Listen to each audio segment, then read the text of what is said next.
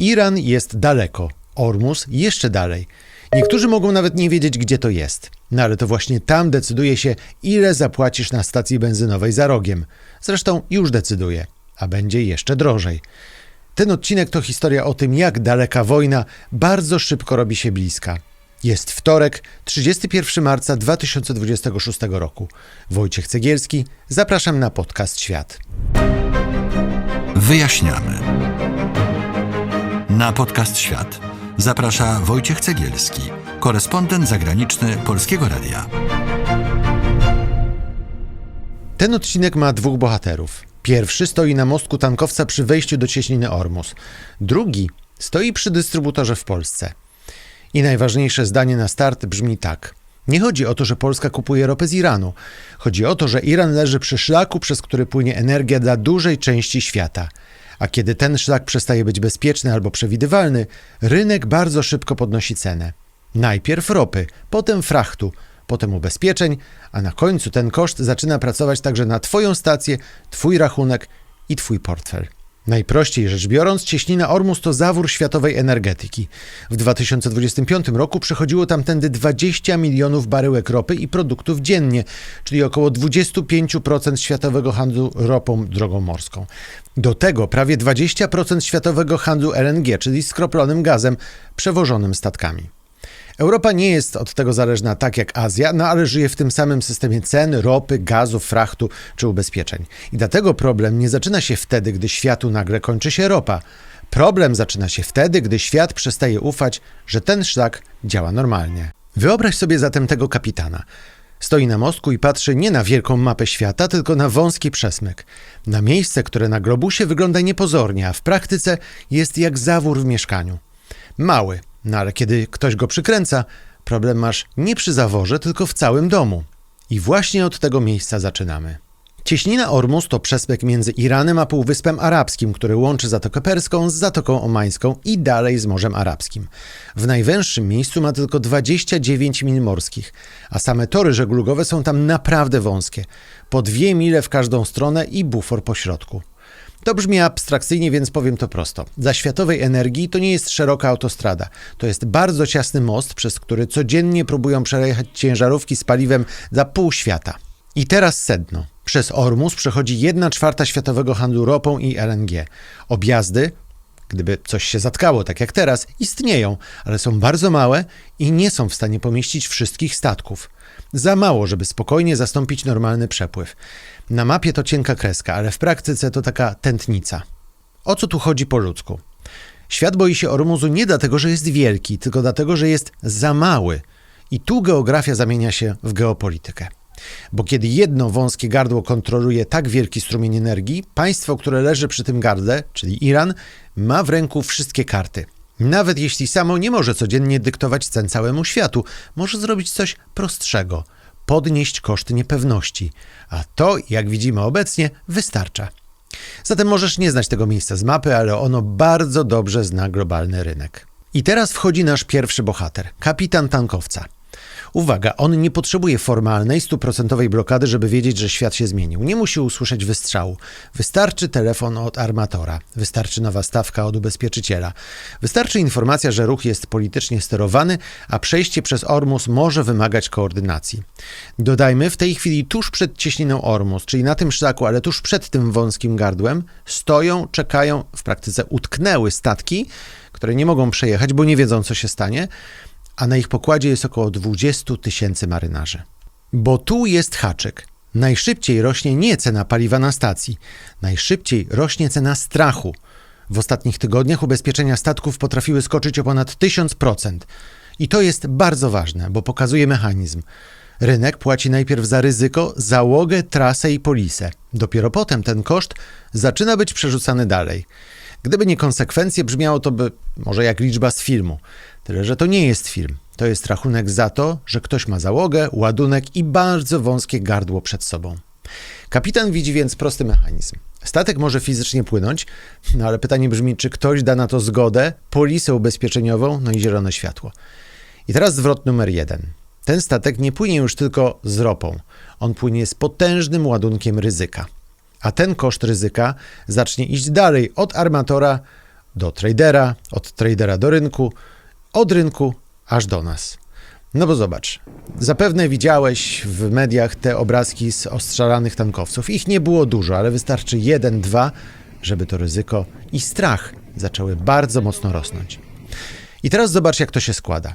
To jest ta rzecz, której nie widać na pierwszy rzut oka. Ormus nie musi być całkowicie zamknięta, żeby ceny rosły. Wystarczy, że jest półotwarta, selektywnie przepuszczana i politycznie sterowana. 24 marca Iran poinformował ONZ i Międzynarodową Organizację Morską, że statki uznane za niewrogie mogą przechodzić przez cieśninę po koordynacji z irańskimi władzami. Już sam ten język pokazuje, że to nie jest normalny handel. To jest handel na czyichś warunkach. I teraz druga ważna rzecz. Iran od lat dobrze wiedział, że Ormus to jest jego dźwignia, jego strefa wpływów. Nie dlatego, że wygrałby ze Stanami Zjednoczonymi klasyczną wojnę morską, tylko dlatego, że w takim miejscu nie trzeba wygrać wielkiej bitwy, żeby zabolało pół świata. Wystarczy sama groźba min, rakiet, dronów, szybkich łodzi, ostrzałów czy chaosu na morzu.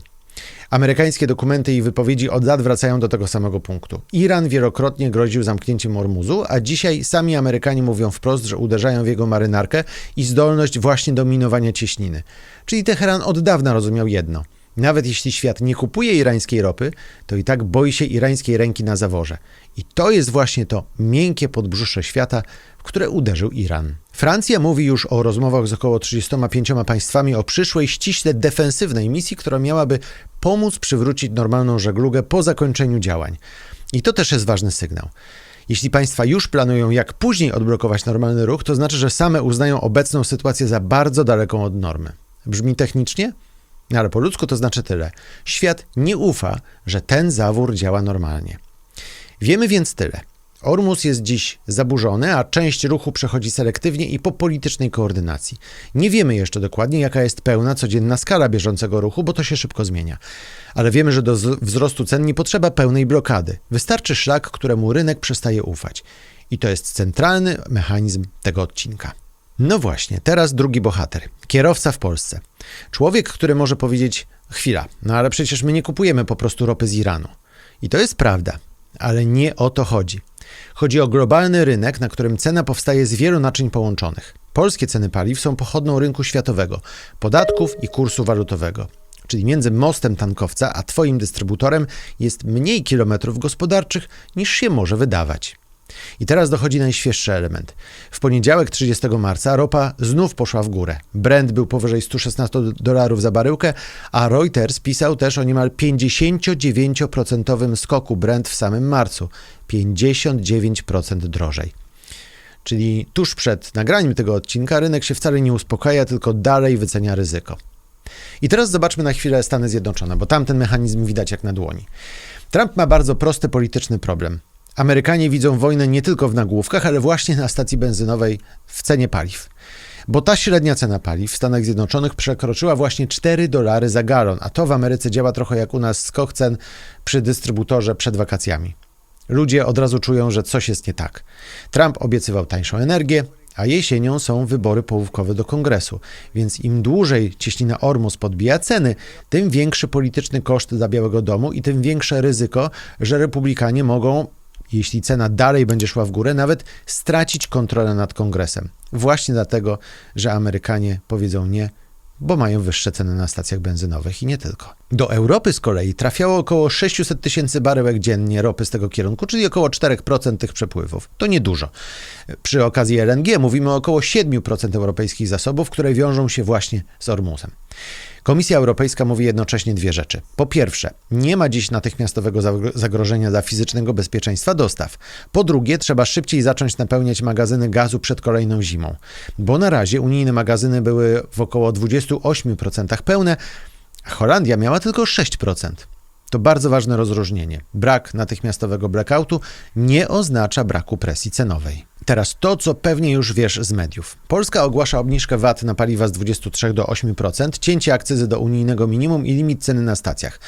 Czyli ten program, dzięki któremu ma być taniej, ale nie tak tanio jak przed wojną z Iranem. No i sam już ten fakt pokazuje, że temat przestał być abstrakcją. Państwo nie rusza takich mechanizmów dlatego, że dzieje się coś egzotycznego na krańcu mapy. Rusza je wtedy, gdy czuje społeczny i polityczny koszt tego paliwa. Ale ten odcinek nie jest tylko o cenach na stacji. To odcinek o tym, że Bliski Wschód pracuje w Twoim koszyku wydatków. Paliwo, transport, gaz, a potem koszty wielu rzeczy, które jeżdżą, grzeją albo są produkowane z energią w tle. Czy w ogóle żywność w sklepach, cały ten łańcuch, który już pewnie znasz, który zaczyna się wtedy, kiedy drożeje benzyna, transport, a kończy się na cenie prostych wafelków. Zróbmy krok wstecz. Cieśnina Ormus to nie tylko ropa. Przez ten region przechodzą też bardzo ważne strumienie gazu, ale także fracht czy nawozy. Czyli temat nie kończy się na tankowaniu auta, bo to może wpływać szerzej na koszt życia. Nie dlatego, że jutro wszystkiego zabraknie, tylko dlatego, że świat robi się droższy i bardziej nerwowy. Co dalej? W chwili tego nagrania są 3 uczciwe scenariusze. Pierwszy to uspokojenie, czyli więcej statków zaczyna przechodzić przez Ormus, ryzyko spada, a rynek oddaje część premii za strach.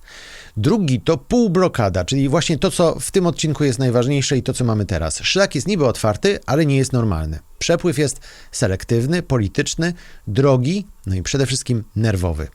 To może trwać i podtrzymywać te wysokie ceny. Trzeci scenariusz to dłuższe napięcie albo kolejna eskalacja. Wtedy rośnie nie tylko ropa i gaz, ale też presja na handel morski, ubezpieczenia, inflację i decyzje rządów. Na co więc patrzeć?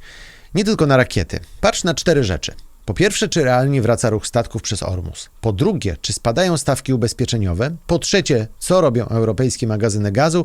I po czwarte, czy politycy w Europie dalej uruchamiają osłony dla odbiorców. No bo to wszystko razem mówi Ci więcej niż jeden dramatyczny nagłówek. Puenta tego odcinka jest prosta. Możesz nie interesować się Ormusem, ale Ormus i tak może zainteresować się Tobą i już to robi. Bo wojna daleko od Polski nie musi przejść przez granicę, żeby wejść do naszej codzienności. Wystarczy, że przejdzie przez rachunek za paliwo, energię, transport i życie, no i te wafelki. I dlatego pytanie nie brzmi już, czy to jest nasza wojna. Pytanie brzmi, jak bardzo ta wojna pracuje na nasz koszt. I jeszcze pytanie do Ciebie. Czy bardziej dziś niepokoi Cię pełna blokada cieśniny Ormus, czy właśnie ten półotwarty, nerwowy stan, w którym wszystko niby działa, ale wszyscy płacą dużo więcej i ta cena benzyny na stacjach benzynowych wcale nie spada? To był podcast Świat, najlepsze miejsce w polskim internecie, żeby zrozumieć Bliski Wschód, ale i cały świat. Jeśli takie odcinki pomagają Ci zrozumieć świat, subskrybuj i powiedz o nas swoim znajomym. Jesteśmy też na Instagramie, TikToku i Facebooku. Tam wrzucamy szybkie newsy i aktualizacje. Wojciech Cegielski, dziękuję za uwagę i do zobaczenia. To był podcast Świat. Do usłyszenia w kolejnym odcinku.